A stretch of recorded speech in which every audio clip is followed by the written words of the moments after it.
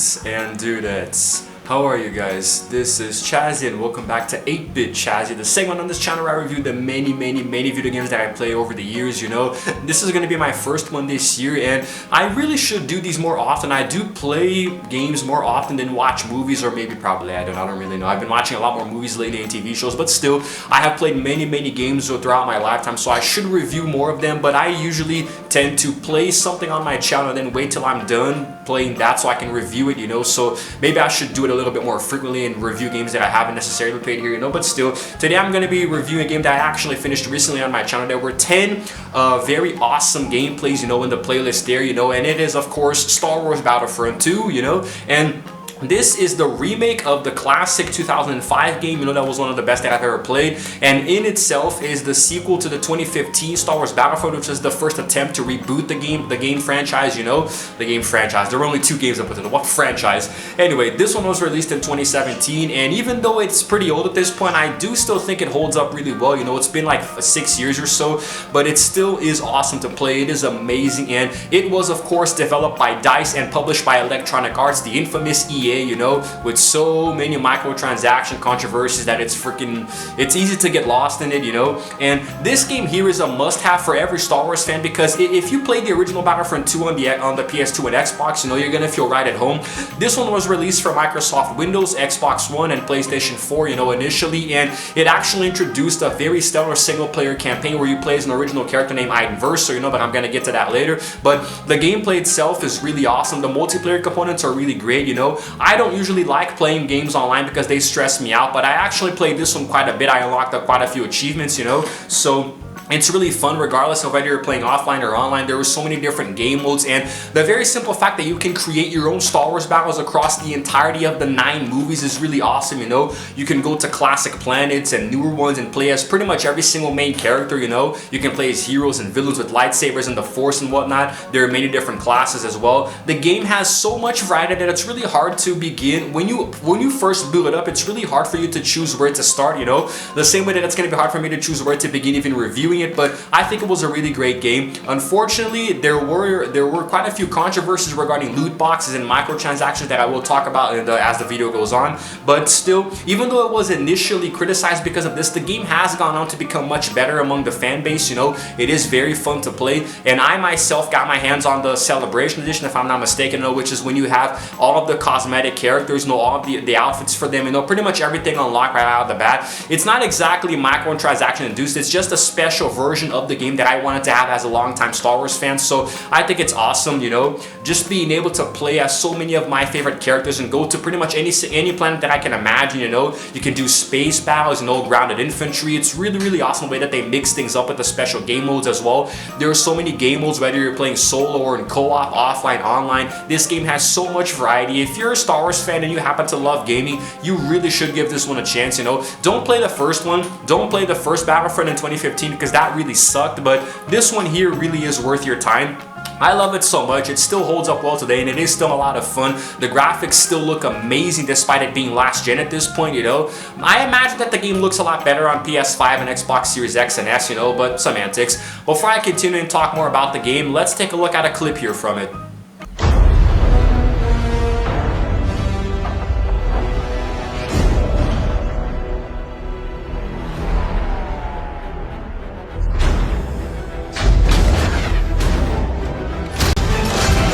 Now, the gameplay in Battlefront 2 is class-based, and every single faction has their own different kinds of soldier class, you know. So for every single one, you know, what they have in common is that they come with the assault class, the heavy class, the officer class, and the specialist class, which is the sniper, you know. And when you're in space, you have the fighter class, the interceptor class, and the bomber class, you know. And you can play throughout that. You can play as pretty much any grounded infantry throughout the match that you're in, you know, but you can also unlock special ones. So like aside from the heroes and villains, you can unlock different kinds of also reinforcements, you know. So to that extent there, you have the enforcer, You have the aerial and the infiltrator, you know, so you can pretty much customize that in any way you want while you're playing. And as you play and kill enemies and complete certain objectives in the map, you can actually start to unlock more classes, you know, using battle points, for which you can also equip this thing called skill cards, you know, which is very similar to Gears of War 4 if you've ever played that game, you know. It's very similar to pretty much any game, any shooter today, you know, any third-person shooter that you have skill cards, you know. So you use them to give your character a more boost, you know. And in this game specifically, you can play throughout any time period in the 9 Star Wars movies, so the 3 different trilogies, you know. So you have, for example, the original, you have the Rebel Alliance and the Galactic Empire. Then later you have the CIS, which is the Confederate of Independent System, the Droid Army, the Separatists, you know, also the Galactic Republic. And then more recently you have the First Order, you know, and the Resistance. I kind of mixed them up there. Yeah, so the First Order is pretty much the new line, Rebel Alliance, you know, and the First Order is like the new Empire, and the Resistance is like the new Rebel Alliance, you know. So each one of those factions has their own classes with their own cosmetic items, you know, the way that they look. And you can also customize the guns. You can have different kinds of weapons that you can unlock as you play. Each one has its own system of modification, so you can modify the weapons to give yourself more damage bonuses, or, you know, I don't know, zoom in a little bit better with the sniper rifle, or even attach grenades. So different weapons, you can balance them out with rates of fire or damage or burst, you know. So essentially you can pick a weapon that is perfectly tailored for you. You can deal more damage but shoot less often, or the opposite, you know, or the accuracy as well, the rate of fire. So it's really cool to play around with this and keep customizing the weapons to suit your needs in the battlefield, you know. So I think that's really cool. And the Star Wars planets are very varied. You can play like pretty much any planet across the 9 movies, so included but not limited to, just a few to come to my mind: Naboo, Kashyyyk, Kamino, Geonosis, you know, Hoth, and Mustafar. You can is Mustafar in Battlefront 2? I don't remember. I'm pretty sure it is. And also the new ones like Kraid and Jakku and Dakwar, which is an exclusively space one, you know. So you can play in pretty much any planet that you can imagine, you know. So Tatooine, of course, you know, Mos Eisley, the more classic ones. So I actually think it's really nice how they implement pretty much everything into this game, you know. And I actually don't even have a specific favorite group of planets. I pretty much go to whichever one I want to, you know. There is this other one too, which is like there's also Agent Kloss, you know, there's Felucia, just to name a few other ones, you know. One of the ones that I dislike the most is Jabba's Palace, but still semantics. Each faction gives you the chance to play as different kinds of infantry for their class. So with the Droid Army, you can play as battle droids, you know, and droidicas, that kind of thing. You can control Count Dooku, General Grievous. With the Rebels, you can play as their own soldiers. With the Empire, it's the Stormtroopers, you know, and different classes as well. Boba Fett or Darth Vader, the whole 9 yards. With the Republic, you can play as the Clone Troopers and different Jedi, Obi-Wan, Anakin, you know. And later on with the First Order and Resistance, you have your own little infantry, but you can also play as like Kylo Ren or Captain Phasma or Rey, you know. So there's also Finn from the new movie. So it's very, very varied in that aspect there, and I do like it a lot. So it's pretty damn insane. I played on Jakku, you know, for my final outing in Battlefront 2, which was it's a planet from the new Star Wars trilogy. So I actually thought that was really a really nice touch to kind of modernize everything. It's the entire Star Wars saga, you know, all pantheons of planets and stuff. So that's a lot of information to take in. Before I get into the next aspect, which is talking a little bit more about the single player campaign, let's take a look at another clip here from the game.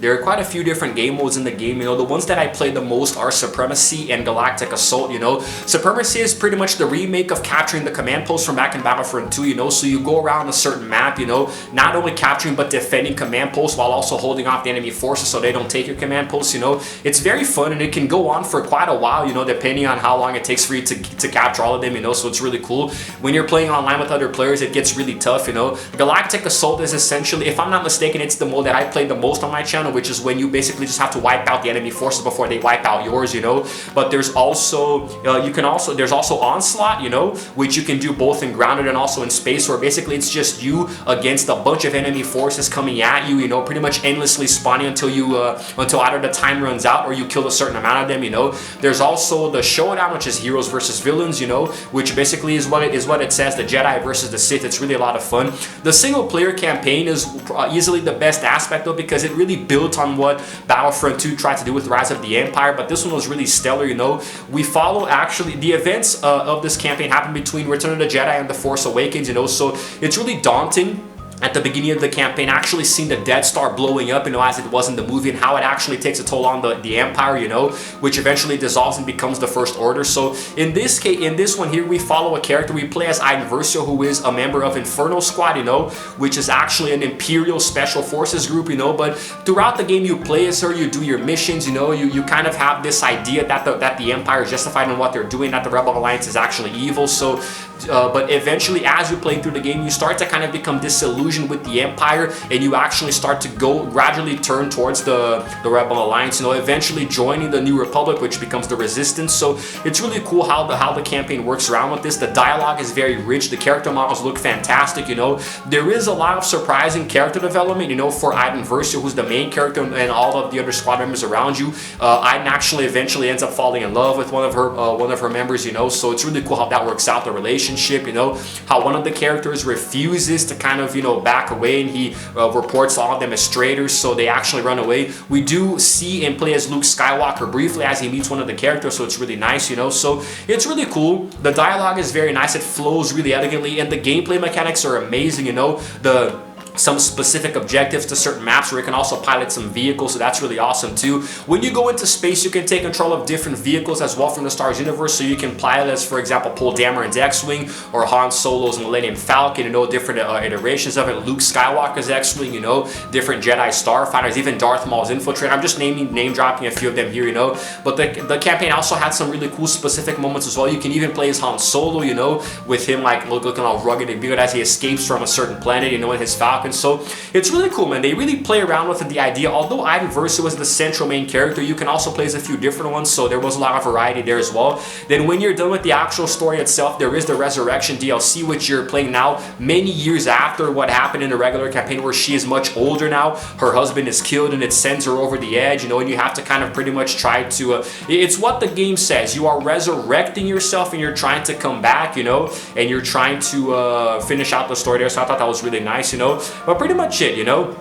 She comes out of hiding, you know, and you see quite a few different missions as well. It's because it's been years since I played the campaign, so I don't remember too many details, but it was still pretty cool. The game was awesome, you know, everything about it, whether it's the single player or the multiplayer aspects, was really cool. I love the way they played around with different time periods within the galactic universe, the Star Wars EU, which is the expanded universe, you know. Whether or not they're still considered canon, it's a damn video game, so I'll do whatever the hell I want in it, you know. Very awesome, very cool. I really have no complaints about it at all, because when I started playing it, it was already long after the microtransaction controversy, you know.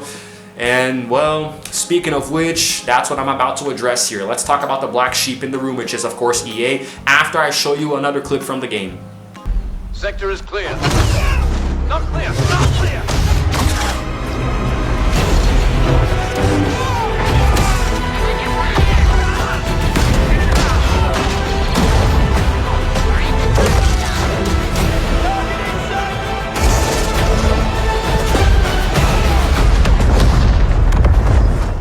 Now in the final stretch here, we're going to talk about, you know, pretty much covering now, you know, full circle, the good, the bad, and the ugly about Battlefront 2, you know. Now, this is something that did not affect me directly, so at least I can understand why it was so bad, but at the same time, I can't personally complain about it, you know, which is the loot box monetization scheme that EA was trying to do, you know.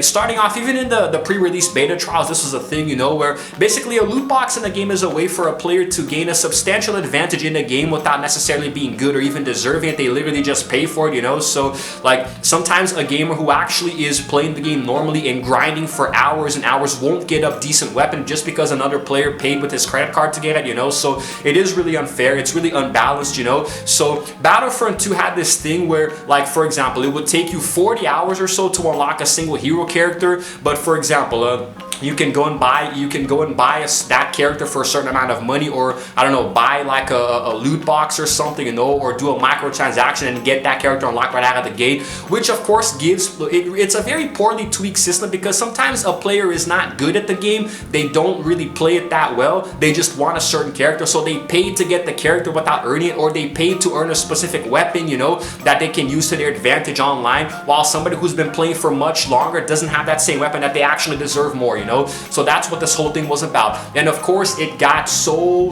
much criticism, you know. I think EA even put out a comment on Reddit that became the most downvoted, you know, downvoted comment ever on the website, with I think over 600,000 votes or something of the sort, you know. So it was very controversial, you know. So it actually, I think the comment itself was inducted into the Guinness World Records for being the most hated comment ever, you know. So now, of course, eventually EA started to counteract this by reducing the cost, you know, of heroes by 75%, so you can unlock them quicker in the game, you know. You can actually play as them now in the full game, you know. So I mean, but still, like back in the day when it was first released, I didn't play when it was first released. It took me a few years to get into it, so at least with me, it didn't affect it too much, you know. I remember the first game, the first Battlefront, the first Battlefront remake in 2015 did have this. I did see it, and that's why I didn't play it, you know. So I thought it was really unfair. So that's exactly what it is. You know, whenever you give out loot boxes to players, you are allowing the crappier players to get an advantage over the ones that are actually good. So I can understand why it was so controversial, you know.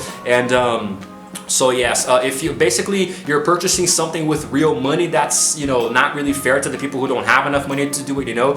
But still, they did remove the microtransactions. The game can be played fully in its entirety now, especially if you buy the Celebration Edition, which again is just a way for you to get all the cosmetic items, you know, all of the outfits for the characters, you know. So because it makes it so much quicker than having to unlock them for tens of thousands of in-game credits, you know. But still, I still like this game a lot, you know. EA did come under quite a lot of scrutiny over this, you know. They really did come under fire, but I don't respect EA because of this, but they do still make pretty good games. Even the government responded to it, you know. So it's crazy, man. It's crazy. Even in the UK, they said that loot boxes should constitute gambling, you know. So because it is a form of gambling, right? If you have loot boxes in a video game that a lot of kids play, you're encouraging them to gamble. You want them to pay money to possibly get something good, and if they don't, they'll keep paying and keep paying and keep paying, usually with their parents' money, you know, or their parents' credit card, maxing out the damn thing until they get something that they want. But until they get something that they want and they think is cool, the damage is done. They bought like 100 loot boxes already, you know, so that's gambling.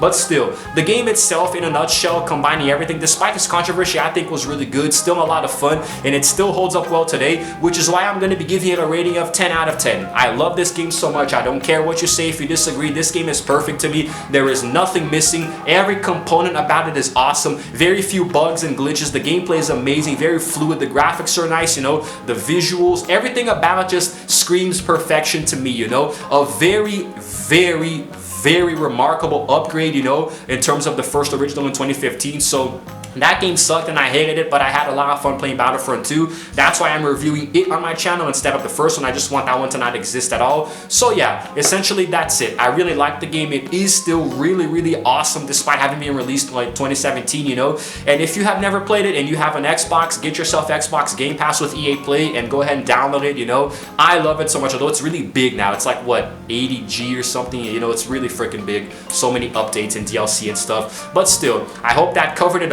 around a 20 or so minute long review. You know, it's been a while since I've done 8-bit Chaz, you know, I kind of forgot how it works, but still, hopefully you guys enjoyed it, because I sure enjoyed talking about it as I enjoyed playing it. And if you happen to miss it, go ahead and check out my playlist, you know, in Star Wars Battlefront 2, playing 10 different game modes, you know. It's gonna be awesome, and I hope you guys enjoy. Let me know in the comments below what you think about this game, if you actually played it, and if you liked it, and if you didn't, if you want to, you know how this works by now. And if you happen to like this video, please go ahead and give it a like, and also subscribe to my channel, because I release videos every single day. And while you're at it, do hit the notification bell too, so you can know exactly what time I upload it. It's all good. It's all good. Oh boy, the force is strong lately on my channel. This is Chazzy signing out for now, and as always, I will see you guys in the next video. Roll the outro screen.